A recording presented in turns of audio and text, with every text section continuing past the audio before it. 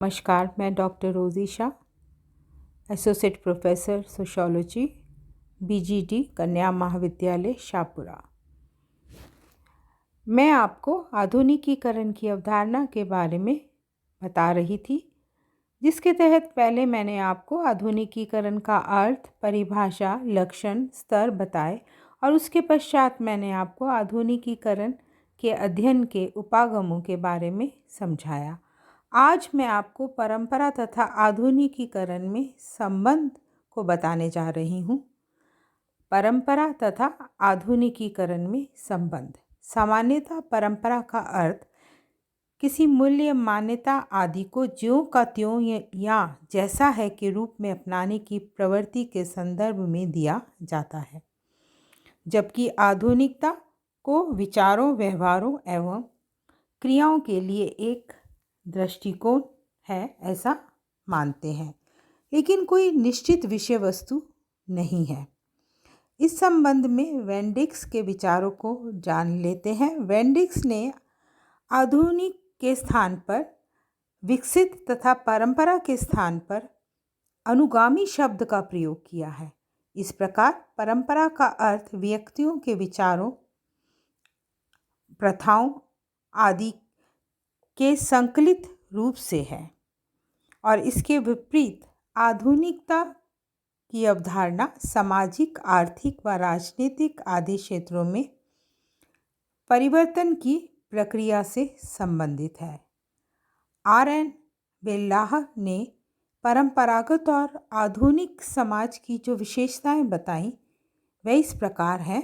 मौखिक परंपराओं की प्रभाविकता, नातेदारी पर आधारित संगठन, प्रदत्त परिस्थिति एवं सोपानिक समाज व्यवस्था। ये विशेषताएं परंपरागत समाज की हैं, जबकि आधुनिक समाज की जो उन्होंने विशेषताएं जो बताई हैं वह इस प्रकार है। मशीन, तकनीकी, राष्ट्रीय एवं धर्मनिरपेक्ष दृष्टिकोण और अति उच्च रूप से विभेदित संरचनाएं।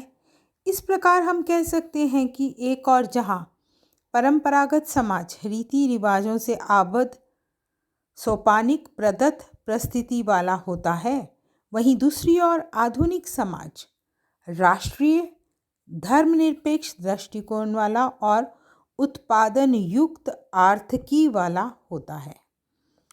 परंपरागत समाज परिवर्तन और आधुनिक समाज गतिशीलता वाला कहा जा सकता है। परंपरा तथा आधुनिकता में संबंध को हम कुछ आधारों के आधार पर समझ सकते हैं और इन्हें मैं आपको एक एक करके अभी समझाऊंगी। परंपरा तथा आधुनिकीकरण दो तुलनात्मक दशाएं हैं।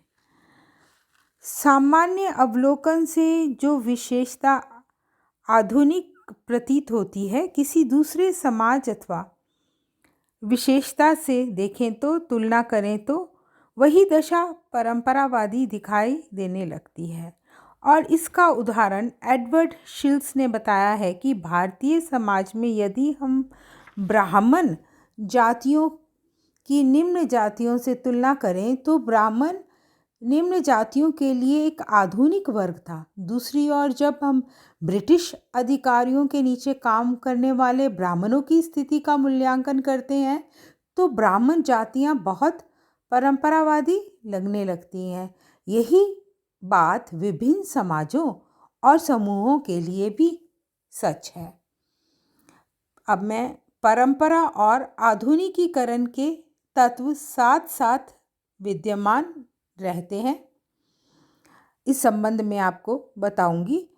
उदाहरण के लिए जिन बिछड़े या जनजातीय समाजों को हम पूरी तरह परंपरावादी समझते हैं, उनमें भी परिवर्तन, गतिशीलता, नवाचारों और प्रौद्योगिक विकास के कुछ न कुछ लक्षण अवश्य पाए जाते हैं। दूसरी ओर अमेरिका, इंग्लैंड और जापान जैसे आधुनिक समाजों में भी ऐसे व्यक्तियों की कमी नहीं है जो परिवर्तन का विरोध करके स्थानीय और जातीय विश्वासों से जकड़े रहते हैं, जुड़े रहते हैं। वास्तव में हम परंपरा के स्तर को पार करके ही आधुनिकता के स्तर तक पहुंचते हैं।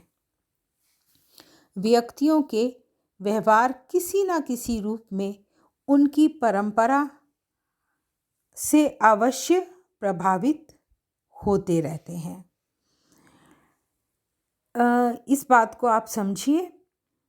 परंपरा तथा आधुनिकीकरण का संबंध इस तथ्य से स्पष्ट हो जाता है कि किसी समाज में आधुनिकीकरण में चाहे कितनी भी वृद्धि हो जाए, व्यक्तियों के व्यवहार किसी न किसी रूप में उनकी परंपराओं से ज़रूर प्रभावित होते रहते हैं।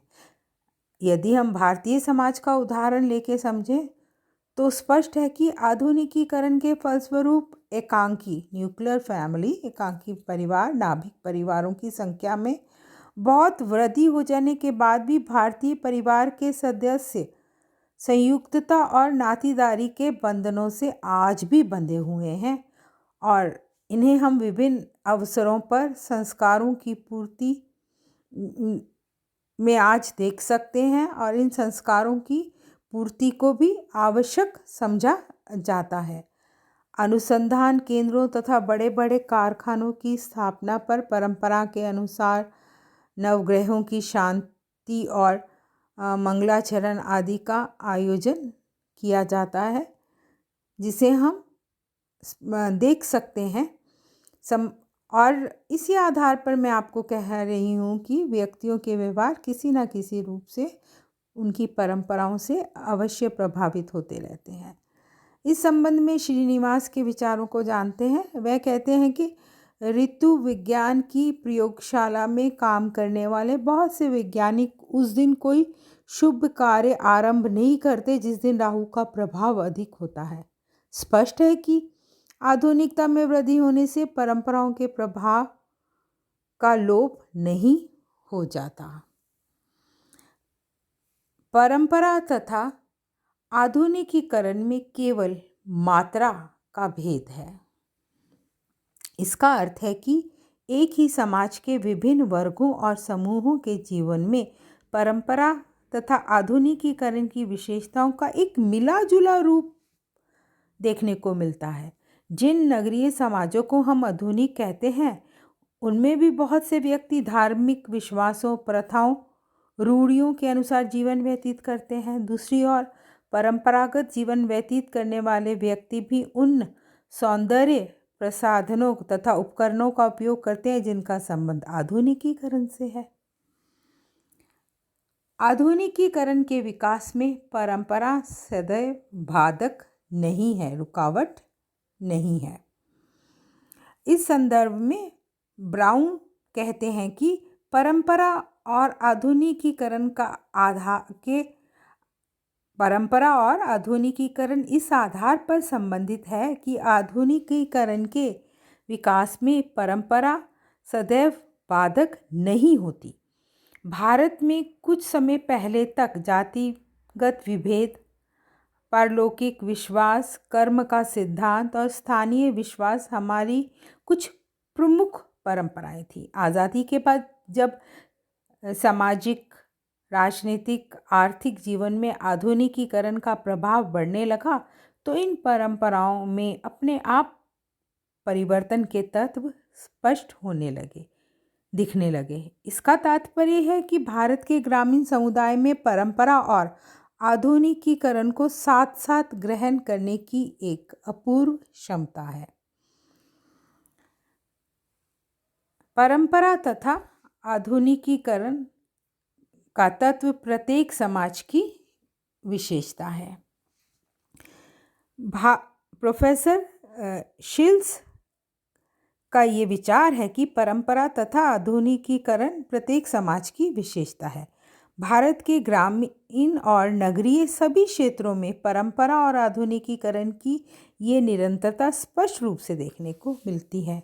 ग्रामों में आधुनिक खेती, व्यापारिक फसलों के प्रति बढ़ता हुआ आकर्षण, परिवहन के उन्नत साधनों के उपयोग तथा लोकतांत्रिक मूल्यों के बढ़ते हुए प्रभाव के बाद भी बीमारियों को दूर करने के लिए झाड़ फूंक का प्रचलन बना हुआ है। अधिकांश व्यक्ति आज भी किसी प्रत्याशी को वोट देने के लिए नहीं बल्कि अपनी जाति पंचायत के निर्णय का पालन करते हैं। गांव के समान नगरों में भी जीवन के प्रत्येक क्षेत्र में परंपरा और आधुनिकीकरण का तत्व स्पष्ट रूप से देखा जा सकता है। लघु तथा वृहद परंपराओं के संबंध। लघु तथा वृहद परंपराओं के संबंध के आधार पर परंपरा तथा आधुनिकीकरण के पारस्परिक संबंध को स्पष्ट किया है रेडफील्ड ने। उन्होंने समाज की वृहद परंपराओं में आधुनिकीकरण के लक्षणों की प्रधानता होती है ऐसा माना है, और वे लिखते हैं कि लघु परंपराओं में स्थानीय विश्वासों का अधिक समावेश होता है। इसके बाद भी वृहद परंपराएं छोटी छोटी स्थानीय परंपराओं को संरक्षण देती हैं, जबकि बहुत सी स्थानीय परंपराएं मिलकर वृहद परंपराओं के प्रभाव को बनाए रखती हैं। इसका अर्थ है कि धार्मिक क्षेत्र में भी परंपरा तथा आधुनिकता के तत्वों को एक दूसरे से पूरी तरह अलग नहीं किया जा सकता है। परंपरा के अंदर आधुनिकीकरण के तत्व और आधुनिकीकरण के अंदर परंपरा के तत्व हमेशा छिपे रहते हैं। इस पॉइंट को भी समझ लीजिए। आमतौर पर हम ये समझते हैं कि परंपरा के बाद आधुनिकीकरण की दशा आरंभ होती है, लेकिन आज हम जिन विशेषताओं को आधुनिकीकरण कहते हैं, प्रौद्योगिकी और सामाजिक विकास के साथ कुछ समय बाद वही विशेषताएं परंपरा बन जाती हैं। इससे पुनः ये स्पष्ट होता है कि परंपरा के अंदर आधुनिकीकरण के तथा आधुनिकीकरण के अंदर परंपरा के तत्व हमेशा छिपे रहते हैं। यही कारण है कि आधुनिकीकरण को एक निरपेक्ष दशा न मानकर इसे केवल परिवर्तन और विकास की तुलनात्मक प्रक्रिया के रूप में स्पष्ट किया जाता है। परंपरा और आधुनिकीकरण की प्रकृति एक दूसरे से भिन्न जरूर है, लेकिन ये दोनों परस्पर संबंधित और एक दूसरे पर निर्भर हैं। किसी समाज को हम दूसरे की तुलना में ही एक परंपरागत अथवा आधुनिक समाज कह सकते हैं। इंग्लैंड और भारत की तुलना करते समय हम इंग्लैंड को एक आधुनिक समाज और भारत को परंपरागत समाज कहते हैं, लेकिन अफ्रीकी देशों में तुलना करने पर भारतीय समाज कहीं अधिक आधुनिक प्रतीत होने लगता है। इस दशा को स्पष्ट करते हुए प्रोफेसर शिल्स लिखते हैं, परंपरा और आधुनिकीकरण के बीच कोई गहरी खाई नहीं है। कोई समाज ना तो पूरी तरह से परंपरागत होता है और ना ही आधुनिक समाज अपनी प्रकृति से पूरी तरह मुक्त अथवा खुली प्रकृति के होते हैं। संक्षेप में, परंपरागत समाज आधुनिक समाज से भिन्न है, किंतु ये भिन्नता पूर्ण रूप से दृष्टिगोचर नहीं होती, क्योंकि परंपरागत समाज पूर्ण रूप में परंपरागत नहीं है, ना कि आधुनिक समाजों को पूर्ण रूपेण आधुनिक ही कहा जा सकता है। बल्कि ये कहना अधिक उपयुक्त है कि आधुनिकता की नींव परंपरा के आधार पर ही रखी जा सकती है। इसीलिए आधुनिकता को भूत और वर्तमान की एक कड़ी के रूप में माना जाता है। संक्षेप में, परंपरा और आधुनिकता दोनों साथ साथ दिखाई देते हैं। Thank you.